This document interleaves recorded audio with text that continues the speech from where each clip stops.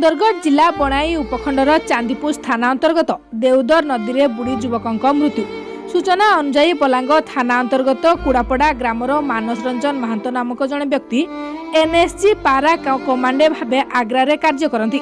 से छुट्टी गाँव को बुलिया आसथिया बेले आज सांग सहित देवझर नदी को भोजी करने फल गाधोवा नदी को जाई पानी रे बुड़ी जाते। सांगे सांगे सांग माने तुरंत तांकु उद्धार कर लोहणीपड़ा डाक्तरखाना को नहीं बेले डाक्तर तांकु सेठी मृत घोषणा करथिले। एमिति दुखद घटना पर अंचल में शोकर वातावरण खेल जाइछि। Sundargarh Kartik Chandra Sahu report SS TV Odia 24।